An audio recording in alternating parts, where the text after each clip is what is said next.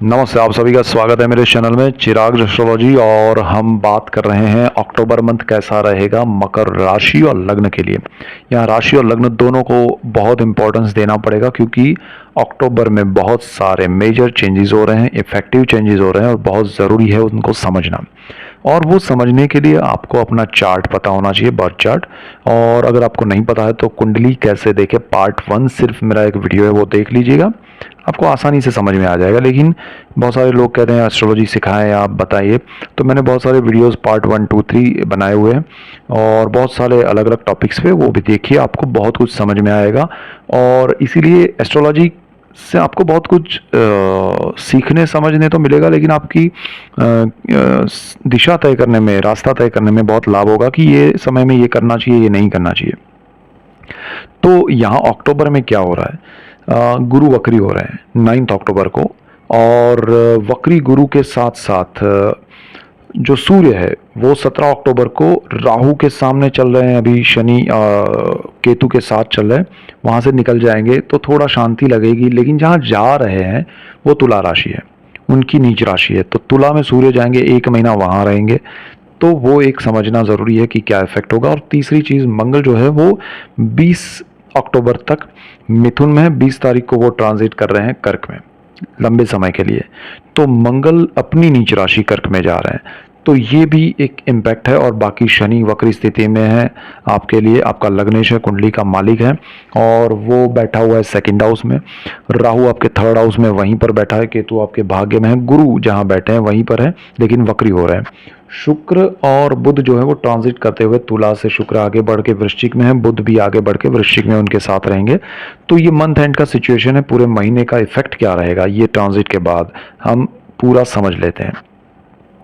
तो देखिए आपके लिए अच्छा, गुरु वक्री हो रहे हैं, उनका मैं डिटेल वीडियो आपको दे रहा हूँ। वक्री गुरु के आपको इफेक्ट समझने पड़ेंगे और आपके लिए उसमें क्या प्लस माइनस है वो देखिएगा। दूसरा, आपका सूर्य नीच राशि में आ रहा है, उसका भी मैं आपको बहुत डिटेल अच्छा वीडियो दूंगा। और आपका मंगल जो नीच राशि में आ रहा है उस पर भी हम डिटेल बात करेंगे।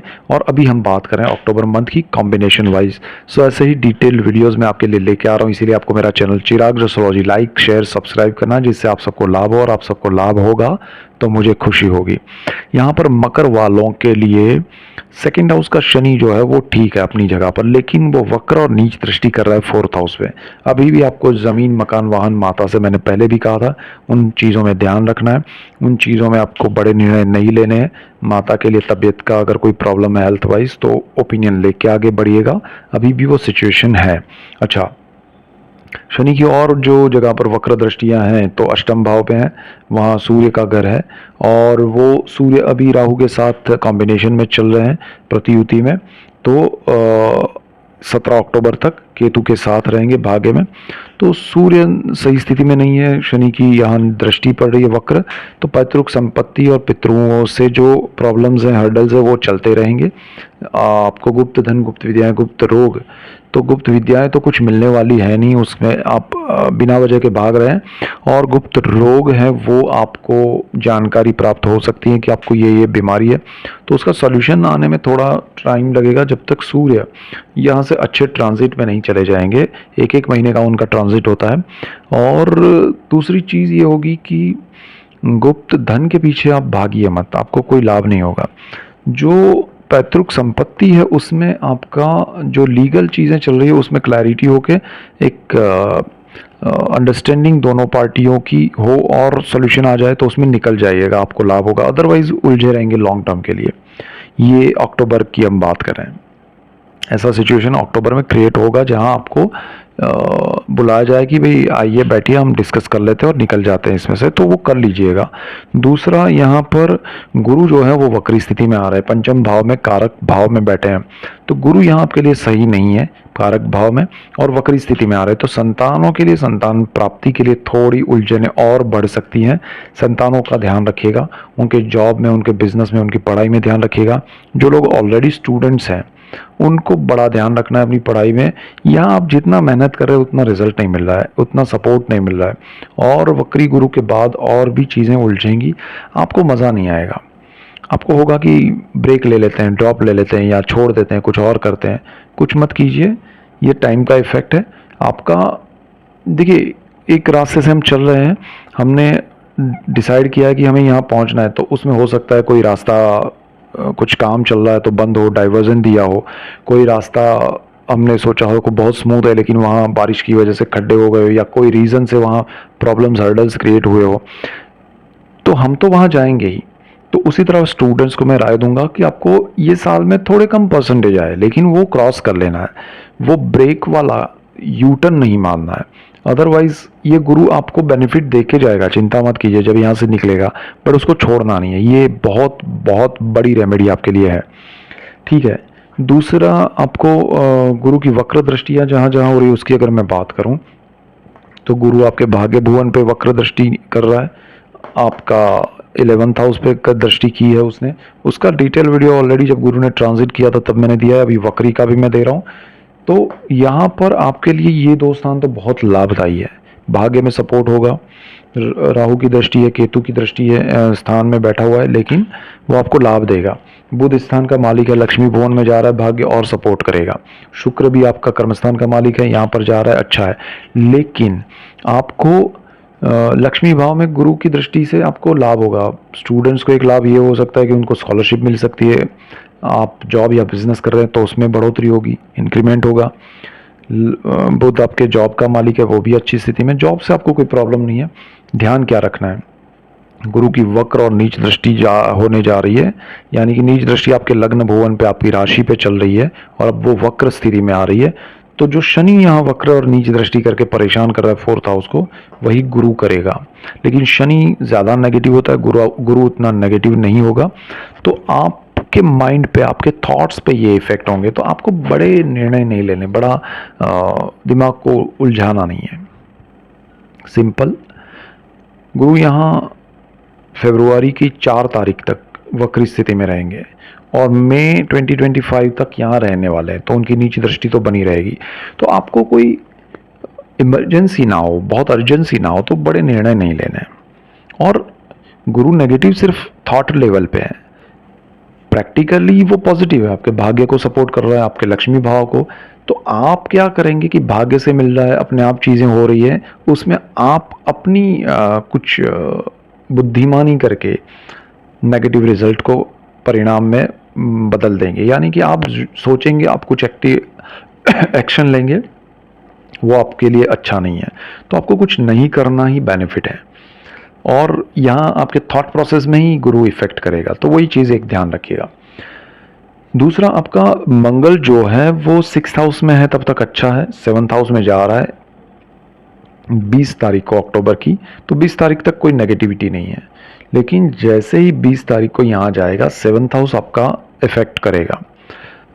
अब क्या होगा कि 20 तारीख के बाद आपको पार्टनरशिप नहीं करनी चाहिए, लाइफ पार्टनर की हेल्थ को संभालना चाहिए, लाइफ पार्टनर से पार्टनरशिप में बिजनेस नहीं करना चाहिए। ऑलरेडी पार्टनरशिप में बिजनेस है तो वो अगर उसको अच्छे रिलेशन में वाइंड अप करना है तो वो कर दीजिएगा। अदरवाइज उसमें हर्डल्स, प्रॉब्लम्स आएंगे, एक दूसरे के साथ थोड़ा ज़्यादा प्रॉब्लम आएगा। यहाँ जो लोग डिवोर्स लेना चाहते हैं, ऑलरेडी केसेस चल रहे हैं, पेंडिंग है डिसीजन, तो वो डिवोर्स का डिसीजन आ सकता है शादी वालों के लिए, तो थोड़ा ध्यान रखिएगा। प्रॉपर्टी से आपको थोड़ा लॉस हो सकता है, वो ध्यान रखिएगा। ज़मीन, मकान, वाहन और माता से एक दूरी हो सकती है, डिस्टेंस क्रिएट हो सकता है, वो ध्यान रखिएगा। अच्छी बात क्या है कि मंगल की उच्च दृष्टि पड़ेगी आपके 1st हाउस पे।